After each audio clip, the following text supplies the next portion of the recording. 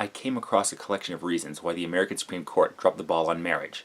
I was a bit leery about responding to it. The Supreme Court decision was over a year ago, and once they decide something, it's decided, and everyone's done arguing about it.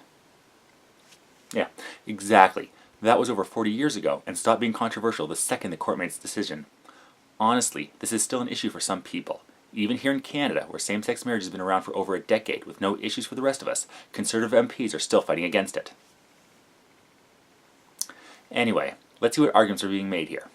Throughout history, marriage has been between a man and a woman. Therefore, a man shall leave his father and mother and be joined to his wife, and they shall become one flesh. Even if one does not believe the Bible is the inspired word of God, this verse makes it clear that the tradition of marriage between a man and a woman goes back thousands of years. So, because something has a long history, that doesn't mean in and of itself it needs to be supported.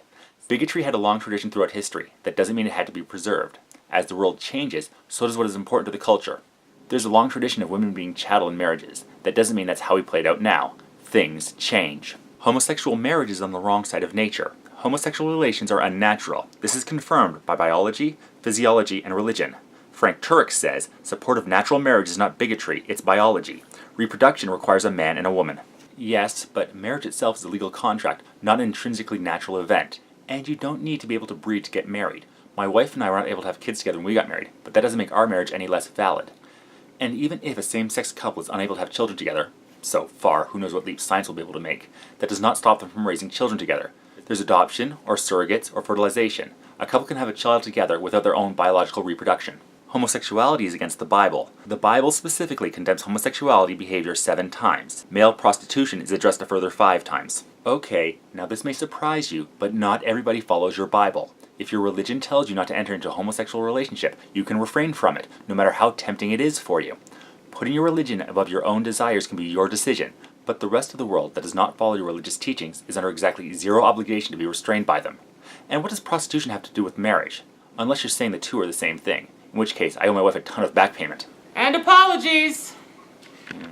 The Supreme Court of the United States cannot override the opinion of the supreme being of the universe. God made Adam and Eve, not Adam and Steve. God made Mom and Dad, not Bill and Todd. Bill and Todd? Where'd that come from? I mean, I get the Adam and Steve comment. It rhymes, so it must be true. All this is true, because it rhymes. But rhyming Dad and Todd? That's just a stretch at the best of times. If the supreme being of the universe wants to affect the laws we humans are making for ourselves, it's allowed to come down and present its case in person.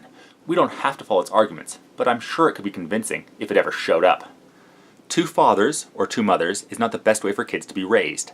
Children need both a father and a mother. When one side of the equation is missing, children can turn out broken. When parents divorce, children pay a price.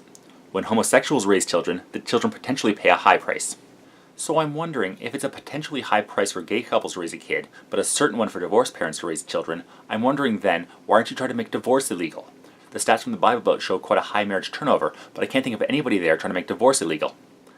Anyway, studies show that kids raised in same-sex homes do as well or better as those in traditional households. And honestly, that's not surprising. Not because gay parents are better than straight ones, but because with the amount of effort it takes for a homosexual couple to get a child, going through the adoption process or fertilization, they have to make a conscious decision and a lot of hard work to get a kid. Heterosexual couples can have kids by accident. Believe me, I know. Both my children were unplanned, and I, quite frankly, was not prepared to be a father when I did. I very much doubt that one member of a same-sex couple is ever going to tell their partner, I've got some bad news. I accidentally flew to China and adopted a baby girl. So mathematically, the percentage of same-sex couples who have kids and are ready to be parents are going to be much higher than the percentage of opposite-sex couples. In fact, the only factor where children of same-sex couples is noticeably worse off is due to the stigma they face for having 2 mothers or 2 fathers. So it's people like you that are the ones causing the problems these kids have. If you care about these kids, stop trying to meddle in their parents' lives. Homosexuality is gross. There's nothing loving about the physical relationship between 2 men. That's an argument? That it's gross? You know what else is disgusting? Hairy-chested guys like this walking around topless.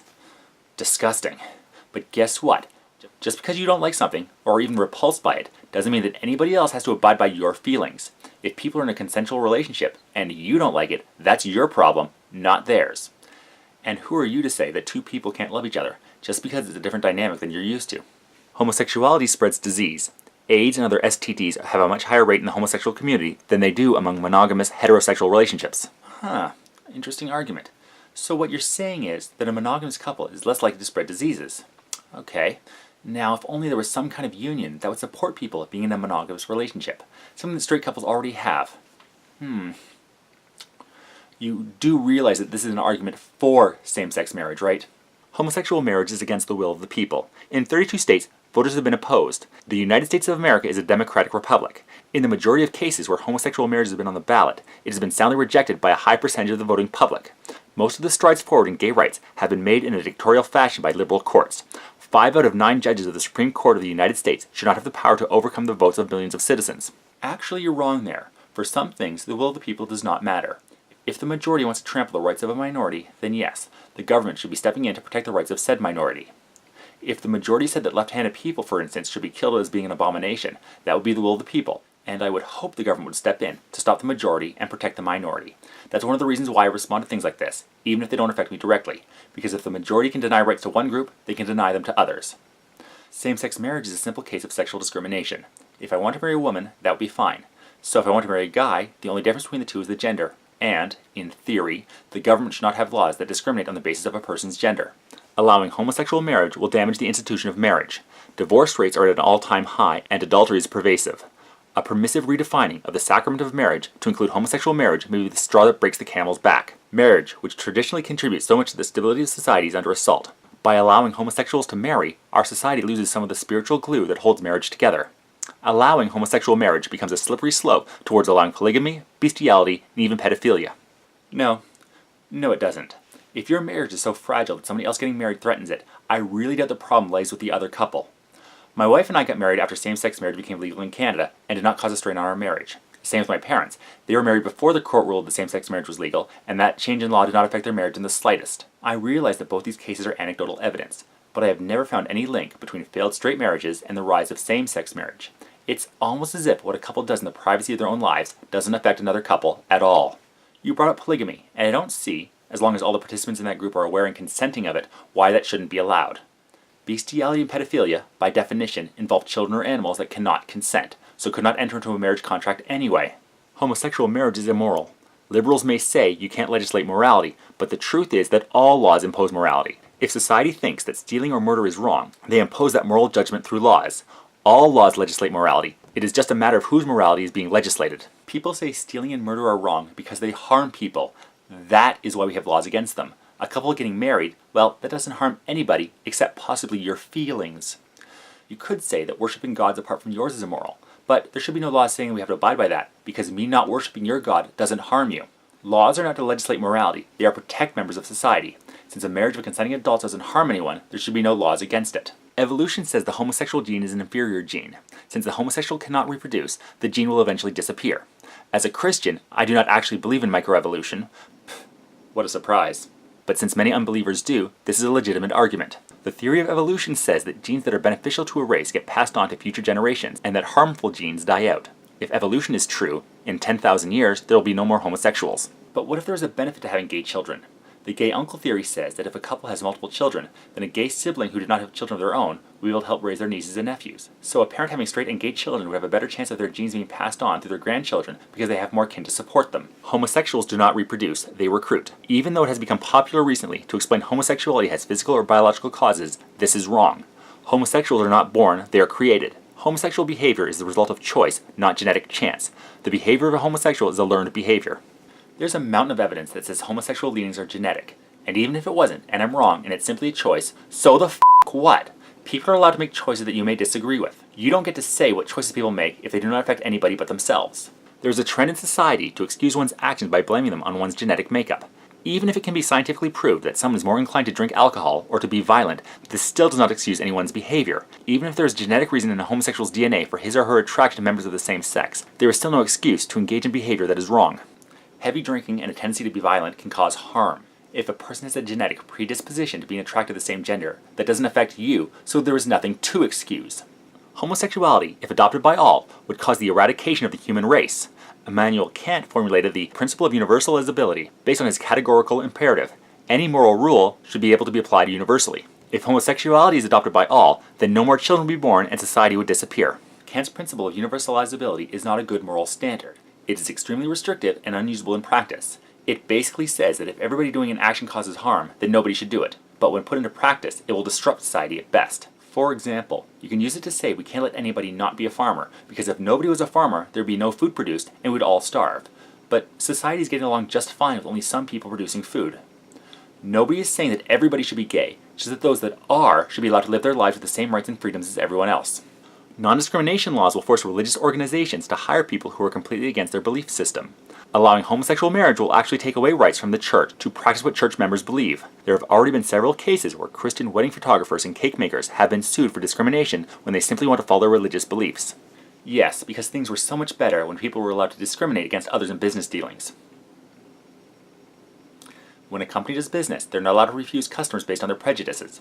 An atheist company, for example, would not be allowed to refuse a customer if they were Christian, and in the same way, a florist or baker cannot discriminate against a homosexual couple. Homosexual relationships are not based on love, but on lust. Despite the sympathetic portrayal of homosexual relationships in humorous television shows like Will and Grace and Modern Family, the real image is far from that. As I said earlier, who are you to say that two people can't love each other, just because it's a different dynamic than you're used to? Yes, it's shocking that TV shows might not be 100% realistic, but how can you read a couple's mind to know if they're really in love? If two people are happy, why does it matter to you how they live? And lust and love do not cancel each other out. I lusted after my wife when we met, and fell in love with her soon after. And neither that lust or love has died out in the least over the past decade. Homosexual marriage will be expensive for companies and government because they will have to pay benefits for homosexual couples. I oppose homosexual marriage on monetary grounds as well as spiritual grounds. Generally speaking, I think the government should be looking for ways to decrease spending, not to increase spending, by extending rights to new interest groups. Government spending is a concern. What to do? You know what? There are a lot of landowners out there that don't pay any taxes at all. Maybe, if you're so concerned about government revenue, we can start removing the tax exemptions from religious institutions. That windfall should more than make up for the increasing benefits needed to be paid out to these new couples, finally getting equal treatment for the government. Seriously, if there are benefits for people, those benefits should be available to all who qualify, regardless of their orientation. And one of the arguments against ending slavery was the economic downfall that would result if cheap labor was removed from the market. That doesn't mean that practice should have been continued. So your arguments are all moot. You have not presented one reason why a couple of the same gender should be denied the rights that an opposite gender couple could have. I don't care what they think. I don't care what they say. What do they know about this love? Homosexuality is gross.